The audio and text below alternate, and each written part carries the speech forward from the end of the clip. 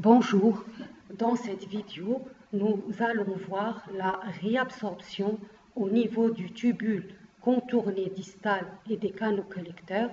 Nous allons aussi parler de la sécrétion et des voies excrétrices de l'urine. Alors, la réabsorption dans le tubule contourné distal et dans les tubules collecteurs. La réabsorption de sodium, de Cl- et de l'eau va continuer dans les cellules du tubule contourné distal grâce au sein porteur Na+Cl-.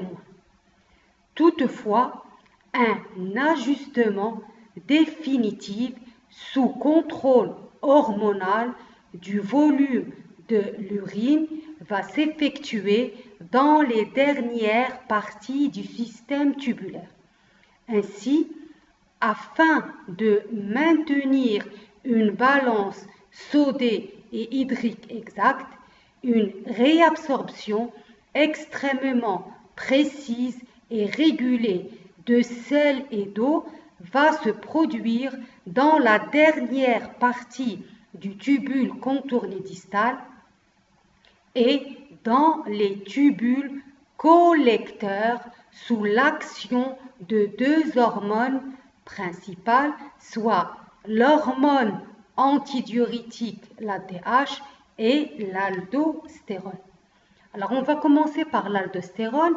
L'aldostérone est une hormone sécrétée par le cortex surrénalien de la glande surrénale. Les glandes surrénales, ils se retrouvent au-dessus des reins. Alors, l'aldostérone, elle va accroître la réabsorption du sodium et l'excrétion du potassium. L'eau va être réabsorbée en même temps que le sodium par osmose. Donc, si la concentration en Na+ dans le sang diminue, cela va stimuler au niveau de la cortico-surrénale l'aldostérone. L'aldostérone se fixe sur ses récepteurs au niveau du rein et elle va commander la réabsorption de Na+, et l'excrétion de K+, l'eau étant réabsorbée en même temps que le sodium. Alors, en l'absence d'aldostérone, les ions Na+, dans les tubules collecteurs ne vont pas être réabsorbés. Ils vont passer par conséquent dans l'urine et vont être excrétés.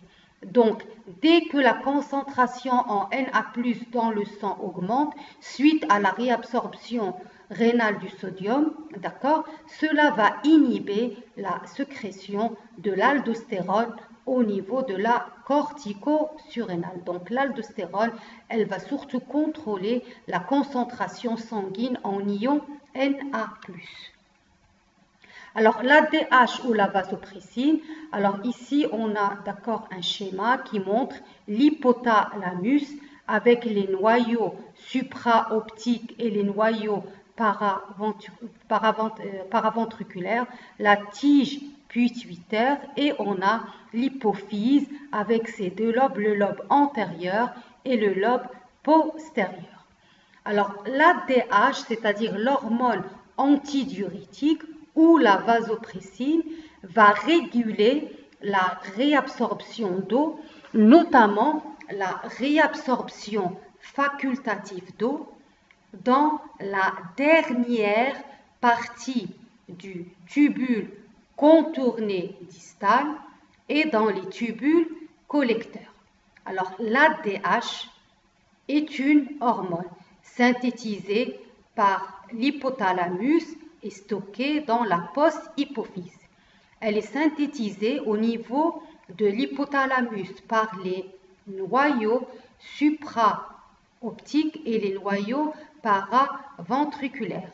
Elle passe au niveau des terminaisons synaptiques qui font synapse avec le système porte-hypophysaire et elle est déversée au niveau sanguin, au niveau de la neurohypophyse. Donc ici, vous voyez les corps cellulaires des neurones des noyaux supraoptiques et paraventriculaires où la DH est synthétisée.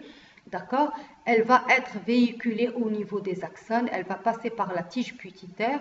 Les terminaisons des axones font des synapses avec le vaisseau sanguin, le système porte-hypophysaire, d'accord? Alors, la sécrétion de l'ADH est régulée principalement par l'osmolarité du milieu intérieur. Les osmorécepteurs sont situés au niveau de l'hypothalamus. Donc, au niveau des deux noyaux, d'accord, hypothalamiques, on a des récepteurs qui vont détecter l'osmolarité, d'accord? Donc, la sécrétion de l'ADH, elle est régulée par l'osmolarité, d'accord, du milieu intérieur. Alors, quel est l'effet de l'ADH? Alors, par exemple, lors d'une diminution de l'osmolarité, lors d'une hyperhydratation, la sécrétion d'ADH va être inhibée.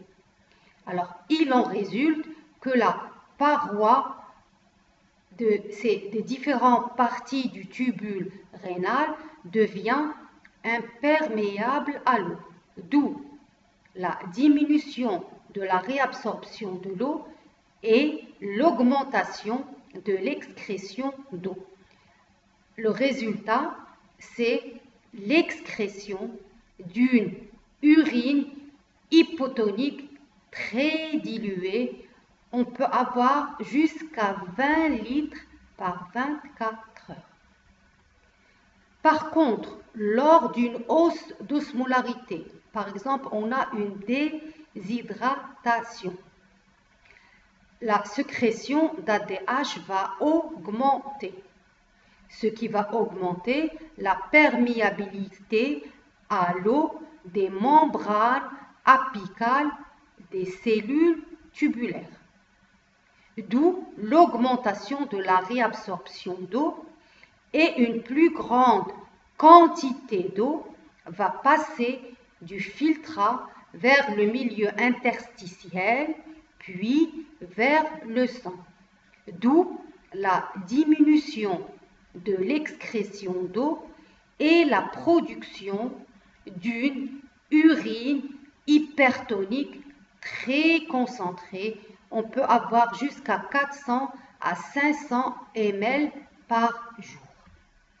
Donc, lorsque la sécrétion d'ADH est diminuée, la réabsorption au niveau du tubule rénal de l'eau est diminuée et la production d'une urine abondante est diluée. C'est-à-dire on a une augmentation de la diurèse. La diurèse, c'est l'élimination de l'eau. Lorsque la sécrétion d'ADH est augmentée, on a une augmentation de la réabsorption d'eau au niveau du tubule rénal, d'où la production d'une urine moins abondante et plus concentrée. Donc, on a une diminution de la diurèse.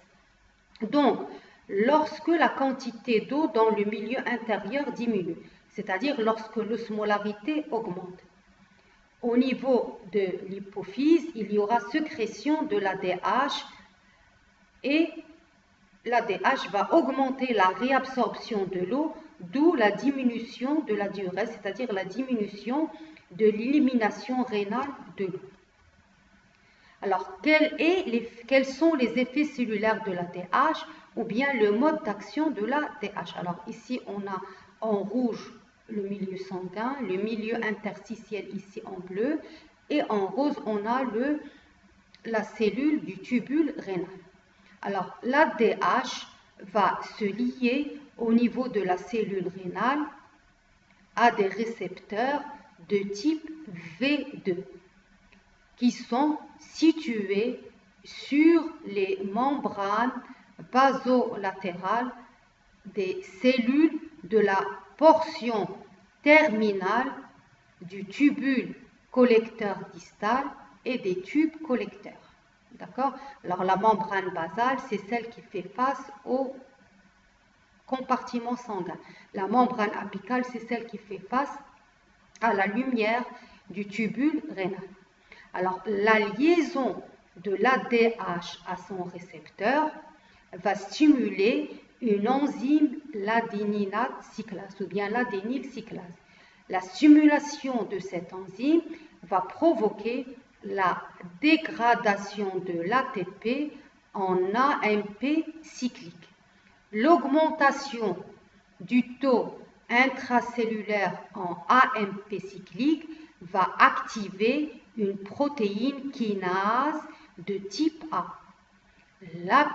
L'augmentation de l'activité de cette protéine kinase va activer des enzymes phosphorylases dont le rôle est de phosphoryler des protéines situées dans les vésicules intracellulaires. Alors, une fois les protéines des vésicules intracellulaires phosphorylées, ils vont fusionner avec la membrane apicale de la cellule du tubule rénal. Alors, dans leur membrane, ces vésicules contiennent des canaux à eau qui sont représentés ici en bleu, c'est-à-dire des pores. Alors, ces canaux, ce sont des protéines de 29 kilodaltons. On les appelle l'aquaporine 2. D'accord, des canaux qu'on appelle l'aquaporine 2 et qui vont rendre la membrane perméable à l'eau. Donc, ces vésicules intracellulaires contenant des canaux perméables à l'eau vont fusionner avec la membrane apicale et les canaux vont être positionnés vers la lumière du tubule rénal de telle façon à laisser passer l'eau. Alors, donc là, on a un récapitulatif de la réabsorption au niveau des différentes parties du tubule rénal. Alors, comme on a vu, au niveau du tubule contourné proximal, le sodium va être réabsorbé par un mécanisme de transport actif primaire. Le glucose par un mécanisme de transport actif secondaire de type sympore avec le sodium. La plupart des cations, c'est un transport actif cotransport avec le sodium. La plupart des anions sont transportés passivement. Alors l'eau, on a dit que c'est une réabsorption obligatoire qui a lieu quelle que soit la quantité de l'eau au niveau de l'organisme. Elle n'est pas réglable. Cette réabsorption obligatoire, elle est consécutive à la réabsorption des solutés. C'est-à-dire que la réabsorption d'eau se fait par osmose. Alors, l'urée et les solutés liposolubles sont réabsorbés par diffusion passive. Alors, au niveau de l'anse de Henle, on a dit que l'anse ascendante était imperméable à l'eau, mais perméable au sodium, et de ce fait, elle effectuait une réabsorption obligatoire. On a une réabsorption, d'accord, on a au niveau, de la branche ascendante, donc on a cette branche, elle est imperméable à l'eau, mais elle est très perméable au sodium, d'accord. Au niveau de la branche descendante, c'est une branche qui est imperméable au sodium, mais qui est très perméable à l'eau. Donc, au niveau de l'anse de Henle, on a une réabsorption obligatoire d'eau par osmose et on a un transport actif de sodium. Alors, au niveau du tubule contourné distal et du tubule collecteur, on a un transport actif du sodium par l'aldostérone. C'est un transport régulé. Si l'organisme a besoin de sodium, le sodium va être réabsorbé sous l'action de l'aldostérone. On a aussi une réabsorption régulée d'eau, on a un transport facultatif par osmose. Si l'organisme a besoin d'eau, l'eau va être réabsorbée sous l'action de l'ADH. D'accord? Alors pour les ions Cl- et bicarbonate, ils sont transportés passivement. Alors maintenant on va, d'accord, donc là c'est toujours la répartition des fonctions de réabsorption selon les segments du néphron. Alors au niveau du tubule contourné proximal, on a une réabsorption de masse de 50 à 100% des substances filtrées. Au niveau de l'anse de Henle, on a des différences de perméabilité. On a dit que la branche descendante est très perméable à l'eau, mais imperméable au sodium. La branche ascendante, elle est imperméable à l'eau, mais perméable au sodium. Donc, on a ici, au niveau de l'anse de Henle, une réabsorption supplémentaire des ions et d'eau, soit 15 à 30% des ions et de l'eau restants. Alors, au niveau du tubule contourné distal et du canal collecteur, on a un ajustement fin, d'accord, du volume de l'urine sous l'action de deux hormones, l'aldostérone et la DH. Donc, si la quantité d'eau au niveau de l'organisme est très faible, il y a sécrétion de l'ADH qui va commander la réabsorption de l'eau. Si la quantité de sodium sanguine est très faible, il y a sécrétion d'aldostérone par le cortex surrénalien qui va commander la réabsorption des ions sodium. Donc, on a la production d'une urine finale qui va participer au contrôle homéostasique de la volémie. Maintenant, on va parler de la sécrétion tubulaire. C'est quoi la sécrétion tubulaire? La sécrétion tubulaire est le passage des molécules du sang des capillaires péritubulaires vers le filtrat à travers la cellule du tubule rénal. C'est la troisième étape de la formation de l'urine.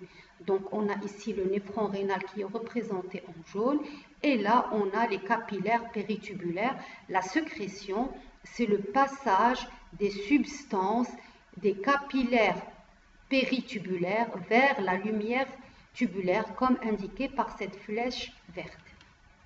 C'est quoi le but de la sécrétion? La sécrétion a pour but d'éliminer des substances qui n'ont pas été filtrées, notamment certains médicaments. Éliminer des substances nuisibles qui ont été réabsorbées passivement, comme l'urée et l'acide urique. Débarrasser l'organisme des substances en surplus dans le sang, notamment les ions K+.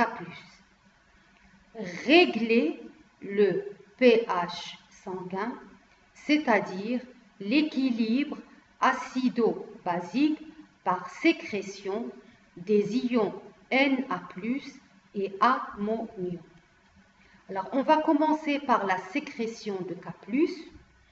En règle générale, la plupart des ions potassium filtrés sont réabsorbés dans le tubule contourné proximal, l'anse de Henle et le tubule contourné distal.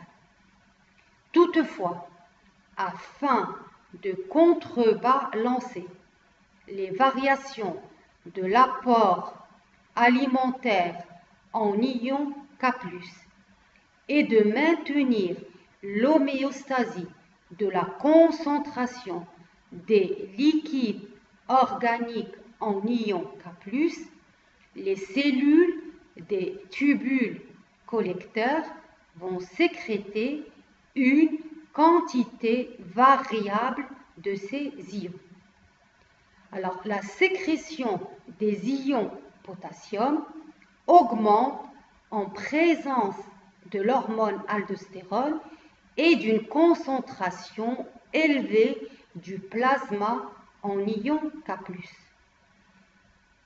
Alors, soulignons que si la concentration en K+ dans le plasma passe du simple au double, des troubles du rythme cardiaque peuvent survenir.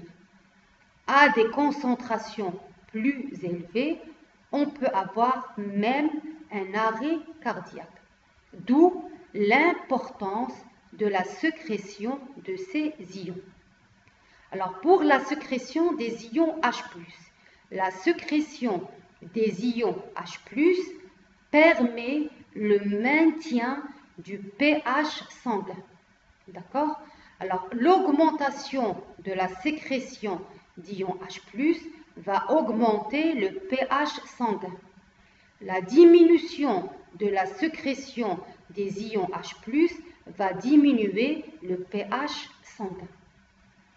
Alors, on va parler de la sécrétion des ions H+, dans le tubule contourné proximal.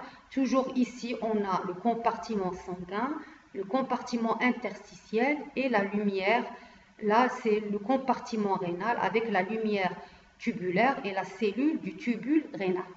Alors, dans le tubule contourné proximal, la sécrétion des ions H+ est effectuée par des antiporteurs Na+, H+, qui fonctionnent par transport actif secondaire.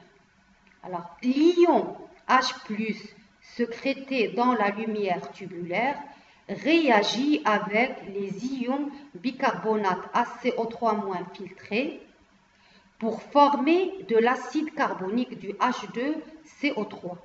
L'acide carbonique va se dissocier en CO2 et en H2O sous l'effet de l'enzyme anhydrase carbonique représentée ici par Ca.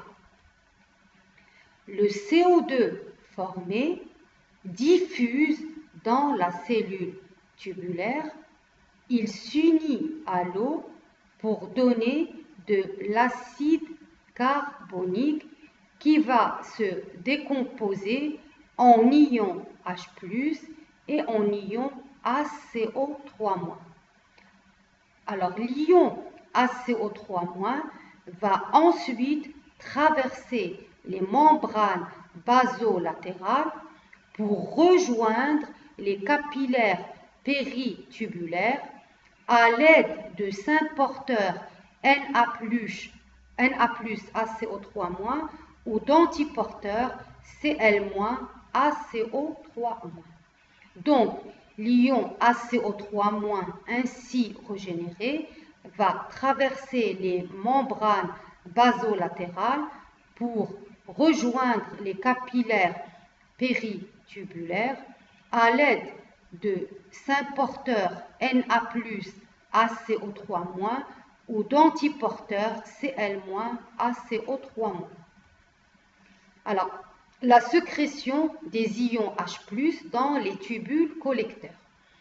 Dans les tubules collecteurs, la situation est quelque peu différente car les ions H+ sont sécrétés par transport actif primaire. La pompe à hydrogène utilise elle-même de l'ATP et peut déplacer les ions H+ contre un gradient de concentration de 1000 fois. Donc, l'urine peut être jusqu'à 1000 fois plus acide que le sang.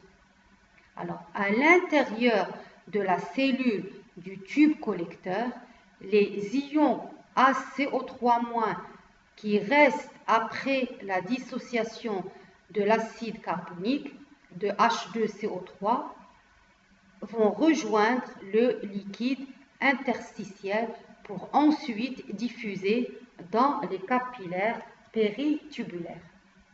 Alors maintenant, la sécrétion des ions NH3 et NH+4, l'ammoniac NH3, c'est un déchet toxique provenant de la désamination des acides aminés par les cellules du foie. Le foie va transformer une grande partie de l'ammoniac en un composé moins toxique appelé urée qui va être excrété dans l'urine. Alors, l'ammoniac peut également s'incorporer à d'autres acides aminés comme la glutamine. Alors, soulignons que la glutamine est très perméable et peut faire passer l'ammoniac dans plusieurs tissus, notamment les reins. Alors, ainsi, dans les reins, la glutamine pénètre dans les cellules du tubule proximal par symports avec le sodium. Elle est scindée ensuite en NH+4, c'est-à-dire les ions ammonium, et en glutamate GLU- par les glutaminases mitochondriales et cytoplasmiques. Le NH+4 produit va être sécrété dans la lumière du tubule proximal par deux voies. La première voie, soit directement en échange de la réabsorption d'un ion Na+, par l'intermédiaire d'un antiporteur NHE3, soit après s'être dissocié en NH3 et en H+. Le NH3 diffuse dans la lumière tubulaire où il peut réagir avec l'ion H+ sécrété pour former de nouveau des ions NH+4 qui seront éliminés dans l'urine. Alors, la production d'ammonium par le rein à partir de la glutamine permet d'éliminer les ions H+ en cas d'acidose. En effet, la production d'ammonium dans les tubules contournés proximaux dépend du pH sanguin. Elle augmente en acidose, c'est-à-dire lorsque le pH sanguin est inférieur à 7,35. Il diminue en alcalose lorsque le pH sanguin est supérieur à 7,45. Alors, l'ammoniurie, c'est-à-dire le taux d'ion ammonium dans les urines des 24 heures, va permettre d'évaluer la capacité globale du rein à excréter une charge acide. Les ions H+ sécrétés peuvent être également tamponnés dans la lumière du tubule par du phosphate et former des ions H2PO4-, c'est-à-dire du dihydrogénophosphate.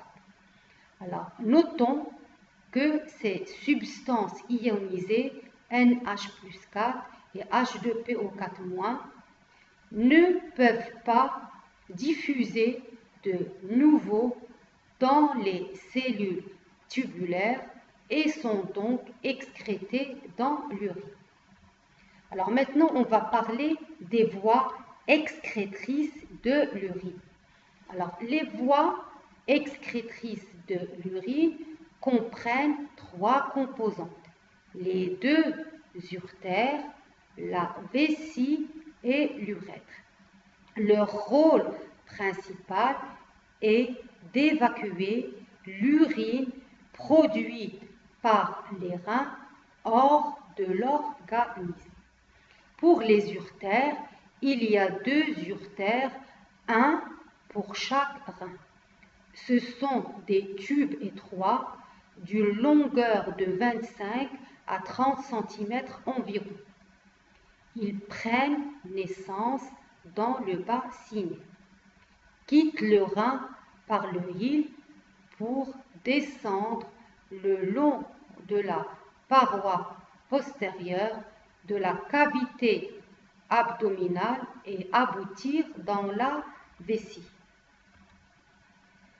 La principale fonction des uretères est le transport de l'urine depuis le bassinet jusqu'à la vessie. Alors, grâce à des ondes péristaltiques. Ce sont des contractions périodiques qui vont débuter au niveau du bassinet rénal.